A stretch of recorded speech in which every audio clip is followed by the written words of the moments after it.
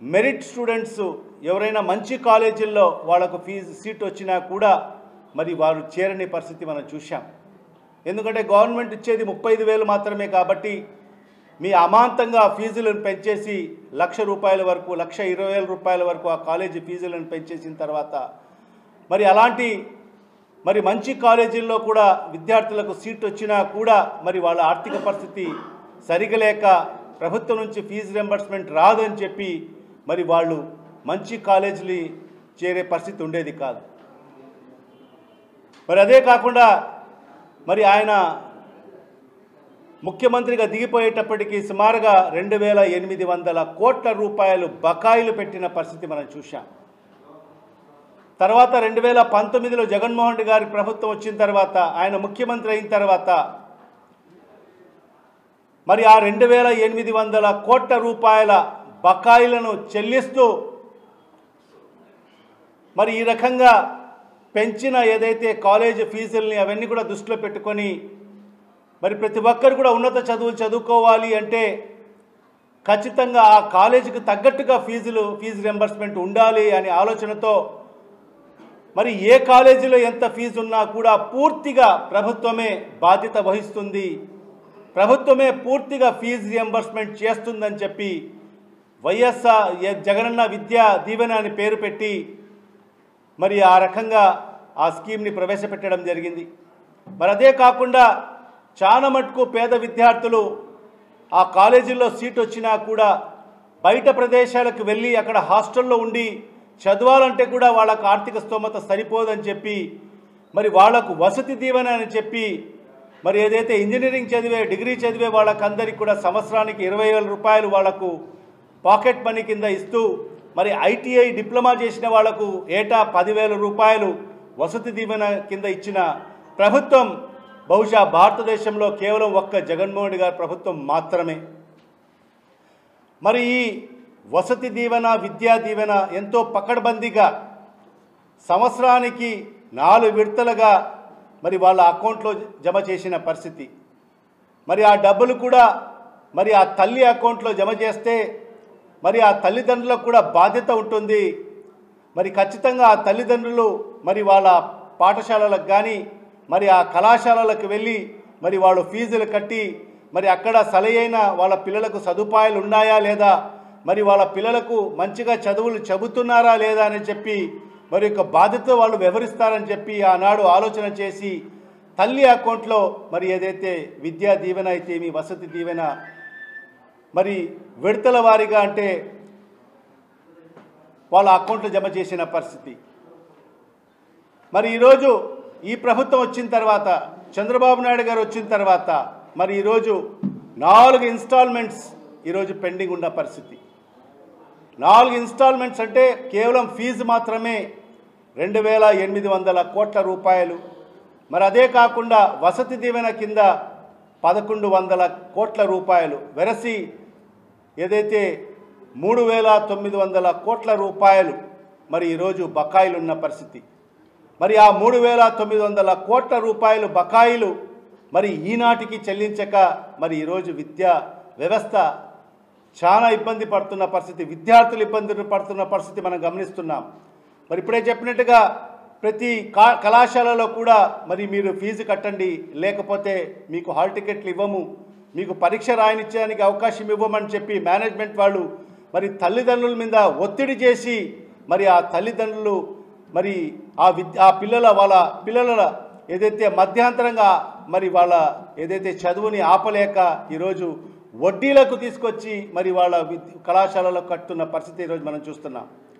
మరి ఇవన్నీ కూడా దృష్టిలో పెట్టుకొని ఖచ్చితంగా ఏదైతే ఈ ప్రభుత్వం కూటమి ప్రభుత్వం ఏదైతే ప్రజలకు ఇచ్చిన మాట ప్రకారంగా విద్యార్థులకు ఇచ్చిన మాట ప్రకారంగా మరి ఏదైతే ఆ బకాయిలను చెల్లిస్తూ మరి సక్రమంగా ఆ విద్యార్థులకు మరి ఫీజు రియంబర్స్మెంట్ అందించాలి అనే లక్ష్యంతోనే ఈరోజు వైఎస్ఆర్ కాంగ్రెస్ పార్టీ ముందుకెళ్తుంది.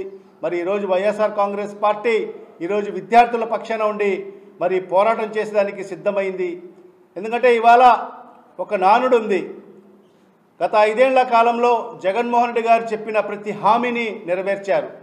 అందుకే ఆ 5 ఏళ్లలో ప్రజలందరూ కూడా చెప్పాడంటే చేస్తాడంటే అని చెప్పి కూడా ఆ రోజు ప్రజలందరూ కూడా భావించారు. కానీ ఇవాళ ఈ 8 నెలల ఈ కూటమి ప్రభుత్వంలో మరి ఈరోజు ప్రజలందరూ కూడా ఒక ఆలోచనకు వచ్చారు. చెప్పాడంటే చెయ్యడు అంతే అని చెప్పి కూడా ఈరోజు ప్రజలందరూ కూడా ఆలోచన చేసే పరిస్థితి ఉంది. ఎందుకంటే ఈరోజు ఇచ్చిన హామీలు సూపర్ 6 అని చెప్పి, సూపర్ 7 అని చెప్పి మరి ప్రతి ఒక్కరికి ఈరోజు అనేక అలివి కాని హామీలన్నీ కూడా ఇచ్చేసి ఈరోజు ఈ రాష్ట్ర ప్రభుత్వం యొక్క ఈ రాష్ట్ర ఆర్థిక పరిస్థితి చూస్తే భయం వేస్తుంది. మరి చేయలేమని చెప్పి ఈరోజు చేతులు ఎత్తేసిన దద్దమ్మ ముఖ్యమంత్రి ఈరోజు చంద్రబాబు నాయుడు అని చెప్పి కూడా ఈ సందర్భంగా తెలియజేసుకుంటున్నాం. మరి దానికి తోడు ఒత్తాసు పలుకుతూ మరి ఆ రోజు జనసేన నాయకుడు మరి ఈనాటి డిప్యూటీ ముఖ్యమంత్రి నేను ప్రజలకు జవాబుదారీగా ఉంటాను, మీ పక్షాన ఉండి నేను ప్రభుత్వాన్ని ప్రశ్నిస్తానని చెప్పిన నాయకుడు ఎక్కడికి తెరమరుగైపోయారో తెలియని పరిస్థితి. ఆయనకు ఏదో ఉప ముఖ్యమంత్రి పదవి ఇచ్చేసి మరి ఆయనకు ముఖ్యమంత్రి ప్రోటోకాల్ ఇచ్చేస్తే నాకు చాలు అని చెప్పి ఈరోజు ప్రజలు ఏమైనా అయిపోని, విద్యార్థులు ఏమైనా అయిపోని, మహిళలు ఏమైనా అయిపోయి నాకు ప్రోటోకాల్ వచ్చేసింది, నేను ఈ రాష్ట్రానికి ఉప ముఖ్యమంత్రి అయిపోయానని చెప్పి ఈరోజు ఆలోచన చేసి ఈరోజు ప్రజల పక్షాన ఎక్కడ కూడా ఈ ప్రభుత్వాన్ని కానీ చంద్రబాబు నాయుడు కానీ ఎవరిని కూడా ప్రశ్నించే సాహసం కూడా చేయని పరిస్థితి ఈరోజు మన పవన్ కళ్యాణ్ గారిది. మరి అదే కాకుండా ఈరోజు మన లోకేష్ బాబుది చూస్తే కేవలం హంగు ఆర్భాటాలు.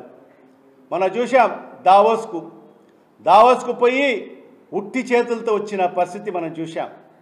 కేవలం తన కొడుకును ప్రమోట్ చేసుకునే దానికోసం 100 కోట్ల రూపాయలు వెచ్చించి దావోస్కు వెళ్ళి కేవలం తన కొడుకుని ప్రమోట్ చేసుకునే దానికోసం మాత్రమే ఈ దావోస్ పర్యటనని ఉపయోగించుకున్న పరిస్థితి. ఎలాంటి పరిశ్రమ రాని పరిస్థితి చూసాం.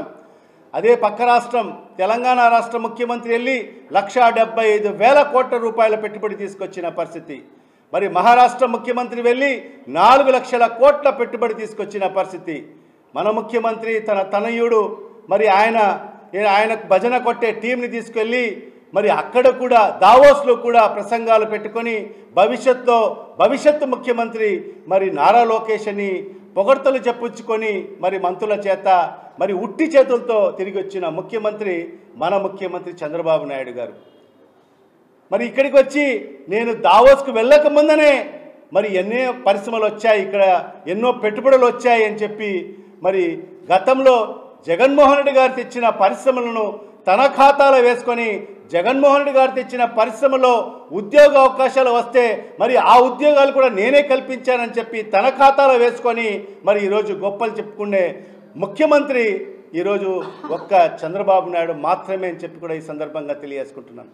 మరి ఇలాంటి ప్రభుత్వాన్ని ఖచ్చితంగా నిలదీయాల్సిన అవసరం ఎంతైనా ఉంది, ఆవశ్యకత ఎంతైనా ఉంది. ఈరోజు విద్యార్థులు వాళ్ళ తల్లిదండ్రులు మరి ఖచ్చితంగా విద్యార్థుల భవిష్యత్తు కోరే ప్రతి ఒక్కరు కూడా సామాన్యులందరూ కూడా మరి ఈ పాదయాత్ర ఏదైతే ఈ యాత్రలో మీరందరూ కూడా పాల్గొనాల్సిన అవసరం ఉంది. ఈ ఫీజు పోరులో మీరందరూ కూడా పెద్ద ఎత్తున పాల్గొని మరి ఈ ప్రభుత్వానికి మెడలు వంచైనా ఖచ్చితంగా విద్యార్థుల భవిష్యత్తును దృష్టిలో పెట్టుకొని విద్యార్థులకు ఆ ఫీజు రియంబర్స్మెంట్ వచ్చినంత వరకు కూడా మనం పోరాటం సాగించాలని చెప్పి కూడా ఈ సందర్భంగా తెలియజేసుకుంటూ మరి ఈ కార్యక్రమంలో పాల్గొన్న